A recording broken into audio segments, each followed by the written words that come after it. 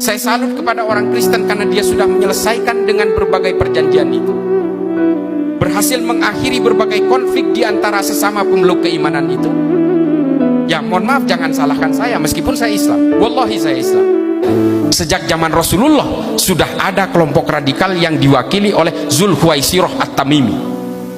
Berasal dari mana? Dari Najd.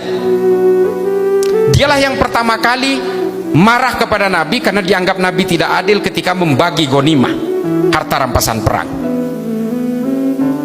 Lalu kemudian Nabi mengeluarkan perkataan, kelompok ini yang nanti kelak, kelompok ini akan seperti anak panah yang lepas dari busurnya, yang menjadi liar dan sulit dikontrol orang lain. Ketika dia membaca Al-Quran, dia hanya sampai tenggorokannya aja, tidak sampai kepada hatinya. Nabi sudah mengatakan seperti itu, dan betul kelompok ini kemudian membesar, diteruskan oleh Amr bin Bakir At-Tamimi, kemudian diteruskan oleh Abdurrahman bin Muljam At-Tamimi. Inilah kelompok yang disebut dengan kelompok Khawarij. Mereka akan menjadi kerikil dalam sepatu setiap kekuasaan siapapun. Dia tidak akan berhenti sampai dia sendiri yang berkuasa. Tapi memang Tuhan tidak pernah memberi izin dia untuk berkuasa sampai hari ini. Kalau kemudian kelompok-kelompok sayap kanan, ekstrim kanan seperti ini tidak pernah berkuasa dan tidak pernah menang pilpres di Indonesia, berarti Tuhan masih menyayangi bangsa ini. Kelompok-kelompok inilah kemudian yang menjadi duri dalam daging setiap akselerasi peradaban manusia. Dan ini juga menjadi kloning-kloning di setiap agama. Kelompok Asin Wiratu di Myanmar juga mempersekusi kelompok Islam seperti Rohingya. Kelompok Shiv Sena, Hindutva, Bharatiya Janata juga menjadi kerikil dalam sepatunya kehidupan Hinduism di India, mempersekusi orang-orang yang berbeda keimanan di India. Yang membunuh Mahatma Gandhi juga dari kelompok ini, namanya Godse.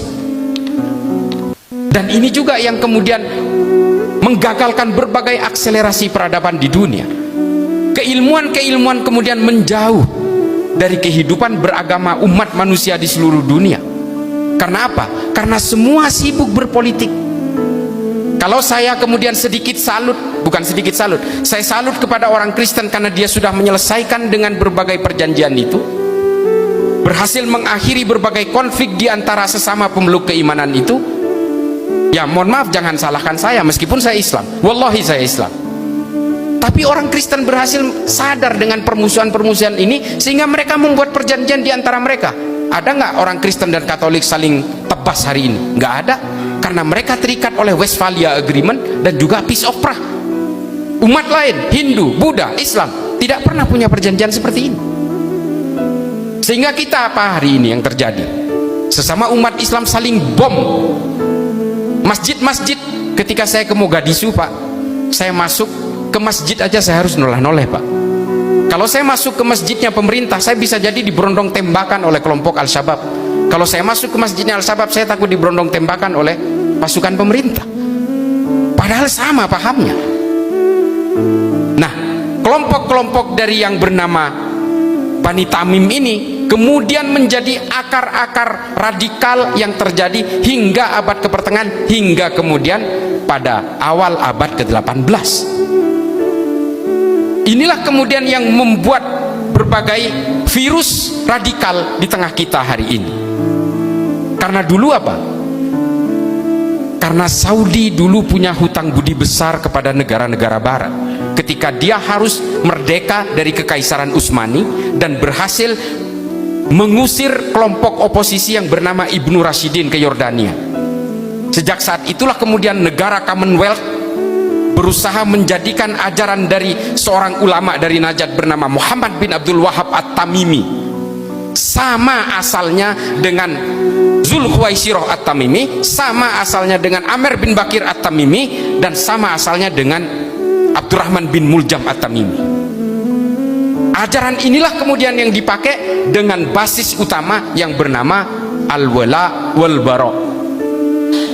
Apa Al-Wala wal-Bara? Ini adalah ajaran dari Ibnu Taimiyah dalam kitabnya Majmu' al-Fatawa. Karena mereka kerepotan, Pak. Orang Saudi ini sama imannya. Untuk memisahkan ini, mengayak ini dari mana? Dari Al-Wala wal-Bara, membangun monoloyalitas dan membangun permusuhan dengan orang yang dianggap berbeda. bukan hanya berbeda keimanan, tapi berbeda orientasi politik pun dianggap lawan. Inilah kemudian yang dipakai oleh mereka hari ini, yang kemudian dimodifikasi dari Ibnu Taimiyah lewat sebuah fatwa dari ulama Saudi bernama Muhammad Said Al-Qahtani. Nama kitabnya Al-Wala wal Bara' fil Islam. Ini yang dipakai oleh semua teroris hari ini. Jadi kalau Pak Ami dari Densus 88, teman-teman dari Densus 88 menangkap teroris, kitab ini selalu ada. Kitabnya Muhammad Said Al-Qahtani ini ada. Karena postulat inilah yang dipakai. Jadi mereka Pak, kalaupun meledakkan mal misalnya, korbannya orang Islam, mereka menganggap mereka bukan Islam Pak, karena berbeda tujuannya. Meskipun sama-sama baca syahadat.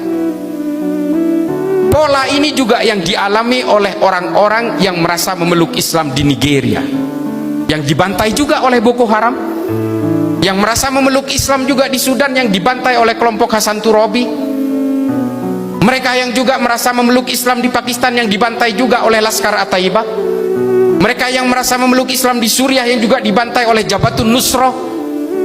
Kelompok-kelompok ini tidak peduli mereka ini dianggap merasa Islam atau tidak. Yang penting mereka berbeda tujuan politik, maka dia musuh saya. Jadi jangan heran Pak kalau kemudian di Polsek Astana Anyar di Bandung diledakkan oleh Agus Muslim kemarin, korbannya juga polisi yang Islam. Karena bagaimanapun polisi ini adalah togut.